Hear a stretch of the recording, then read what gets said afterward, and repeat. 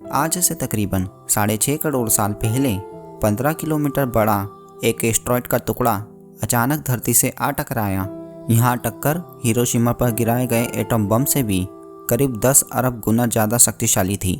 इस एस्टेरॉयड के धरती से टकराने के तुरंत बाद ही सैकड़ों किलोमीटर दूर तक एक बड़ा आग का गोला फैल गया, जिसने अपने रास्ते में आने वाले सभी जीवों को तुरंत ही राख में बदल दिया।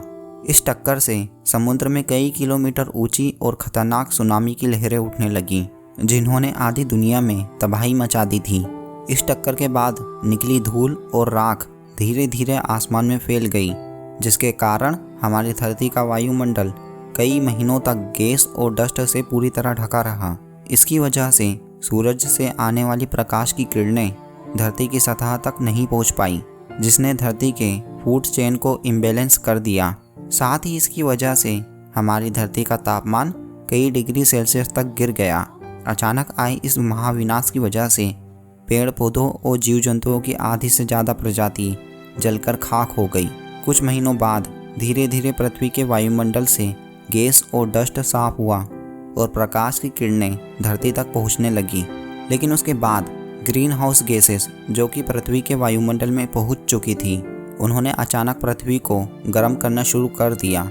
इस महाप्रलय की वजह से पृथ्वी पर से 90% कुल जीवों की प्रजाति लुप्त हो चुकी थी और जो 10% जीव बच गए थे, उनमें से भी सिर्फ वही जिंदा रह सके जिनका वजन 25 किलोग्राम से कम था।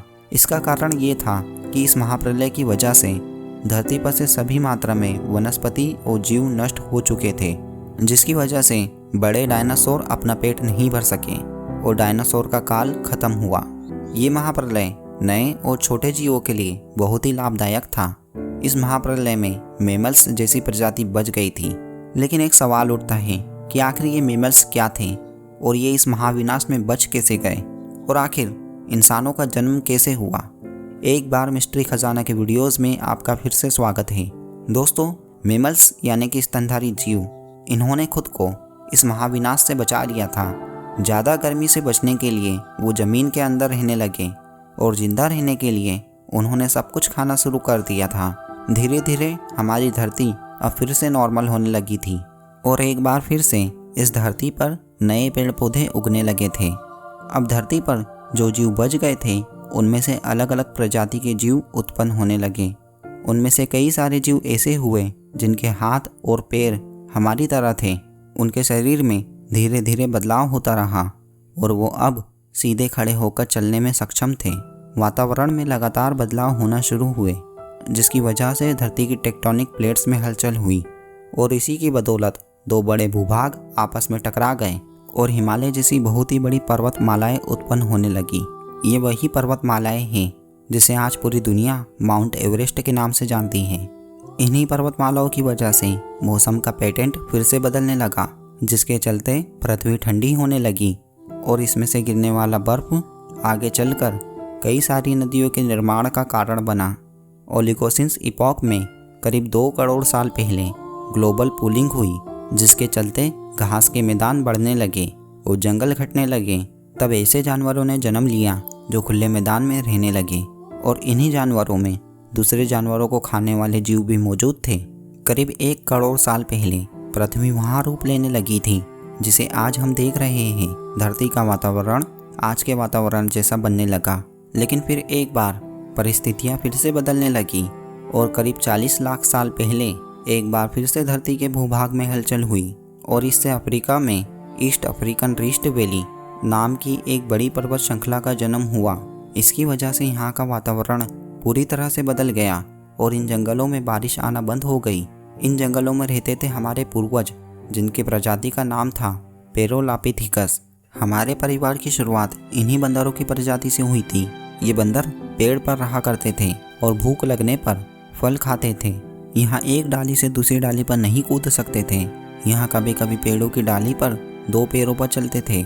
आगे चलकर ये प्रजाति गोरिल्ला और चिंपांजी में बदल गई और आगे चलकर इनमें से कुछ बंदर इंसानों में तब्दील हो गए।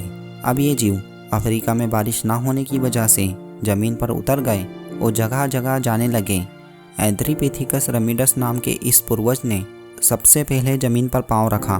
कई सालों के विकास के बाद ये पूर्वज 2 पैरों पर चलने लगे थे। करीब 25 लाख साल पहले हमारे पूर्वज होमो हेबिलियस ने पहली बार पत्थर को हथियार बनाकर इस्तेमाल करना शुरू किया और धीरे धीरे धारदार पत्थर की मदद से हथौड़ा बना लिया। कुछ सालों के बाद जैसे जैसे समय गुजरता गया वैसे वैसे हमारे उन पूर्वज का दिमाग भी मजबूत बनता गया और अब वहाँ शिकार के लिए आपस में लड़ने की बजाय ग्रुप बनाकर शिकार करने लगे। यहाँ थे हमारे पूर्वज होमो इरेक्टस, जो दूसरे सभी जानवरों से सबसे ज़्यादा होशियार थे। उन्होंने ही सबसे पहले इस दुनिया में आग का इस्तेमाल करना शुरू किया और यहाँ खोज उनके लिए बहुत ही बड़ी और फ़ायदेमंद साबित हुई। यहाँ उनको ठंडी में राहत और अंधेरे में रोशनी देती थी और उन्होंने आग पर मांस को पकाना भी सीख लिया था और यही उनके लिए फ़ायदेमंद साबित हुआ क्योंकि अब उन्हें मांस को ज़्यादा चबाने की ज़रूरत नहीं पड़ती थी। करीब 2 लाख साल पहले हमारे इन पूर्वज ने आज के इंसान का रूप ले लिया था। हमने बोलना शुरू कर दिया था। पहली बार कोई भी जानकारी एक पीढ़ी से दूसरी पीढ़ी तक पहुंचने लगी थी। यही वो आखिरी विकास क्रम था जिसके बाद विकसित होकर हम इंसानों की उत्पत्ति हुई। करीब 1 लाख साल पहले हम इंसान कहीं भी आ जा सकते थे। हमारे हाथ में फुर्तीले हथियार थे और हम आग को काबू में रख सकते थे। अब हम अपने अफ्रीकन घर को और भी बड़ा कर सकते थे। इंसानों के दूर दूर तक जाने से बहुत ही बड़े बदलाव आए और अब हम एक महाद्वीप से दूसरे महाद्वीप में रहने लगे। इसी वजह से हम उन जीवों से भी बचे रहे जो वानरों के मुकाबले बहुत ही बड़े स्तनधारी थे, जो अब ख़त्म हो गए। करीब 50,000 साल पहले आज का इंसान चाइना और ऑस्ट्रेलिया तक पहुंच गया। 30 लाख साल पहले इंसान पहली बार यूरोप पहुंच गया। जब बर्फ़ अपनी चरम सीमा पर थी तब इंसान नॉर्थ ईस्ट साइबेरियन की बर्फीली जगह पर पहुंच गया। धीरे धीरे हम इंसान पूरी दुनिया में पहुंच गए और मौसम के पैटर्न के अकॉर्डिंग हमारा हुलिया भी बदलता गया। हमने खेती करना शुरू की और जानवरों को पालना भी शुरू किया। हमने आगे चलकर शहरों का निर्माण किया। धीरे धीरे हमारा विकास और ज़्यादा बढ़ता गया और अब हम विज्ञान में आगे बढ़ने लगे। अब हम आधुनिक दुनिया तक पहुंच गए, लेकिन हमारा विकास अभी भी नहीं रुका। हमें और भी विकसित होना बाकी है। जैसे जैसे समय बदलता रहेगा हमारा विकास भी होता रहेगा।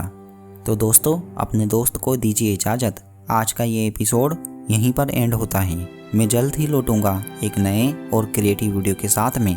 तब तक आप हमारे इस वीडियो को ज़्यादा से ज़्यादा लोगों तक शेयर ज़रूर करें। Thanks for watching.